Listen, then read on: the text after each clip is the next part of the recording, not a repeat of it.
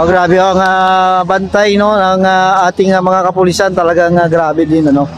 Para sa safety and security ng mga tao, no, grabe. Yan ang ating mga kapulisan, QCPD guys. Ano?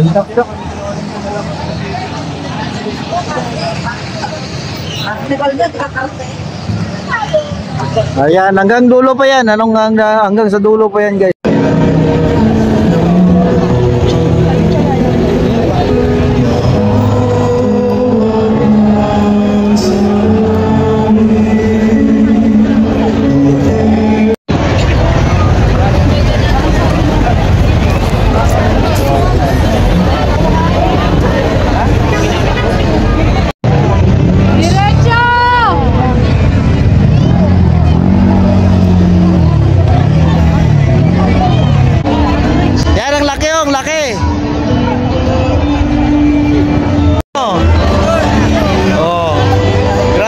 Puno ang EDSA na ito.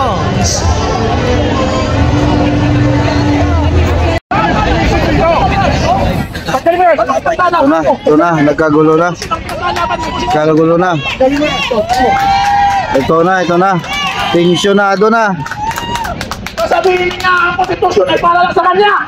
Wala po sinabing gano'n. Pilipino tayong lahat. Kaya lahat yan yung bagay may konstitusyon ng Pilipinas. Oh, sir, kumuha ka permit kasi bago mas.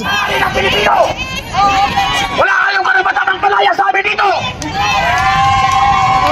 Walang pinatito ng putang ina. Partido kasi siya guys, ano, ang sinusulong ng mga nagrally dito ay isulong na ang impeachment trial kay BP Sara. Siya yang gusto niya impeach pati si BBM. So hindi siya kasama, no.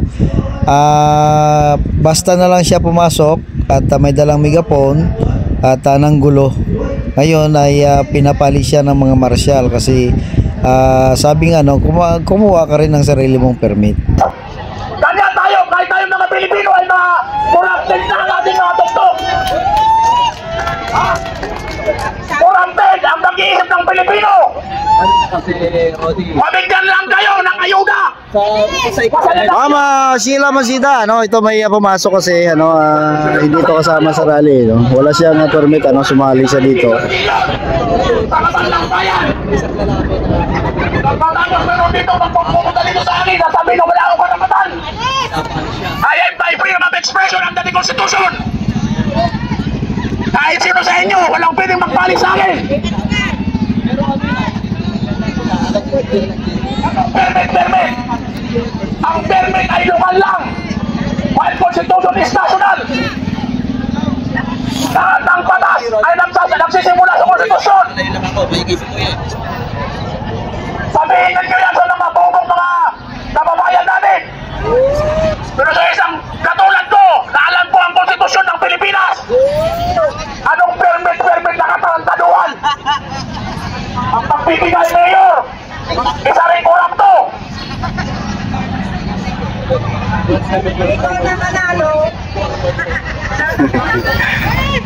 Ikaw na naman sa'yo.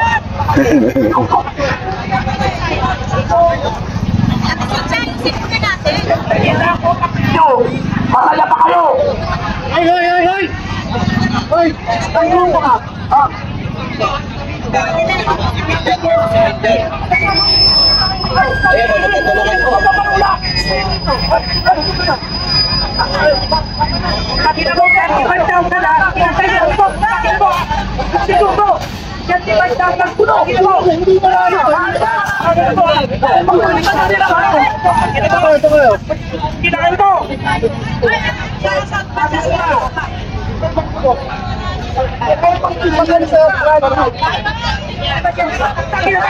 Hindi kami pupunta sa rally mo.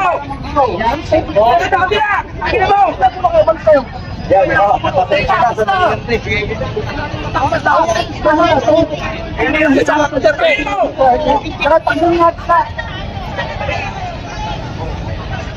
Alis na sige na.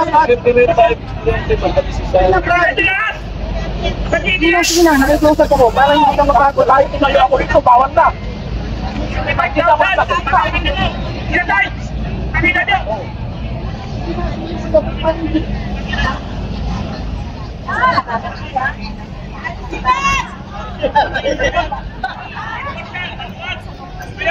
Tama na, tama na.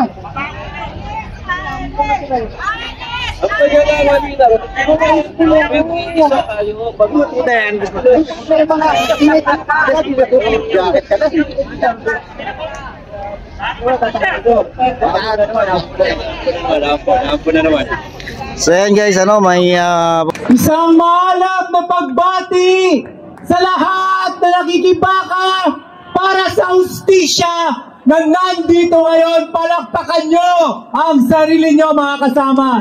Palakpakan nyo ang sarili ninyo. Marami na po tayong narinig bakit mahalagang i-impeach ang impactang yan. Kailangan ko pa ba kayo ipaliwanag yan? Tingin ko, mahalaga na marinig nyo din. No? Imbes na magpaliwanag pa ako ba't kailangan siya impeach, tingin ko mahalagang magpaliwanag ko din. Bakit napakahalaga para sa mga manggagawa katulad ko na matanggal ang isang impacta na katulad ni Sara Duterte.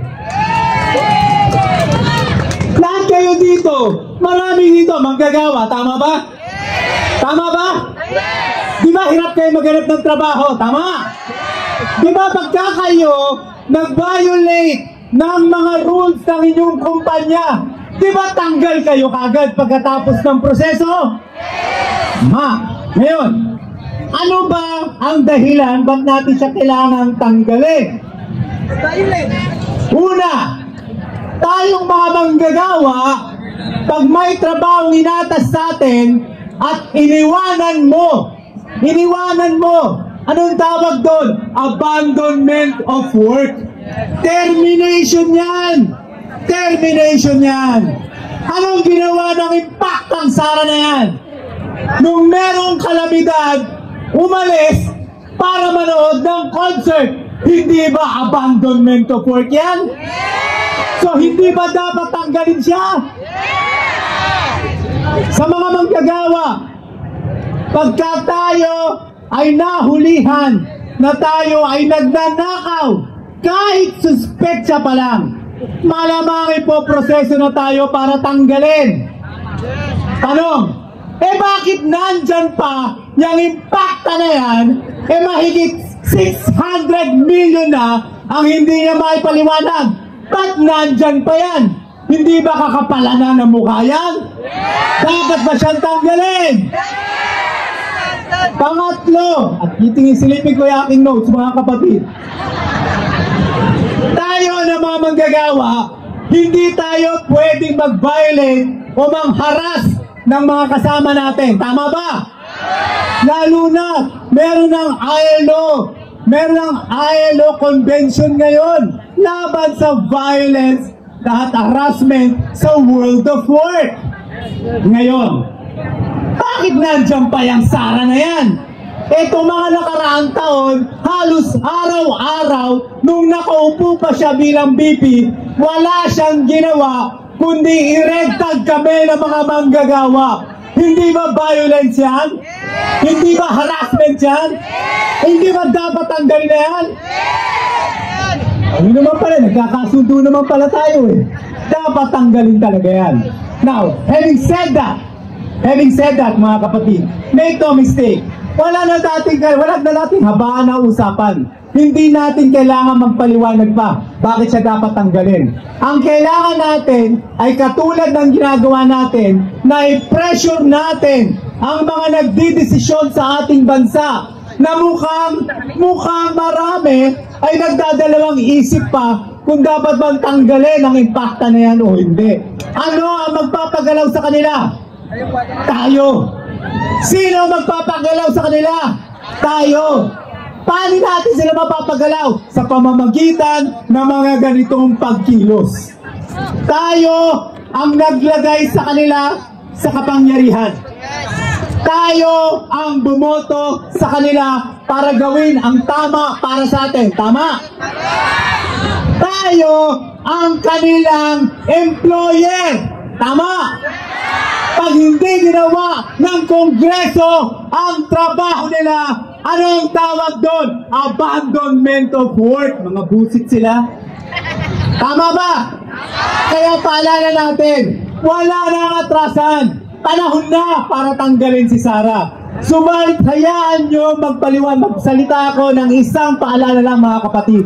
Isang paalala lang. Tama, tanggalin natin si Sara. Tama, wala na tayo dapat pang pagdebatihan. Tama, dapat kumilos ang Kongreso agad-agad. Bago matapos ang kanilang termino, kaya nila yan kung gugustuhin nila. Yung Maharlika Fund nga natapos nila nang wala man ng maayos na proseso. Ba't nila kayang gawin ito? Tama yan. Subalit isang paalala lang mga kapatid, isang bahagi lang to ng trabaho natin. Kung seryoso tayo na tanggalin sa poder ang mga tao na nag-aabuso sa kanilang karapatan, kung seryoso tayo na gawin yan alang-alang o sa pangalan ng hustisya, dapat seryoso din tayong labanan ang lahat ng klase ng hustisya sa lipunang ito. Hanggat hindi natin nababago ang sistema sa lipunang ito, meron at merong impakto na katulad ni Sara na muling lalabas bilang leader natin. Papayag pa ba kayo doon? Papayag pa ba kayo doon? Kaya mga kapatid, umulan, umaraw, hindi tayo aalis dito. Ang aalis, kakampi ni Sara Duterte. Kaya mga kasama, impeach! Impeach! Impeach! Impeach! Impeach! Impeach! Maraming salamat sa inyo lahat.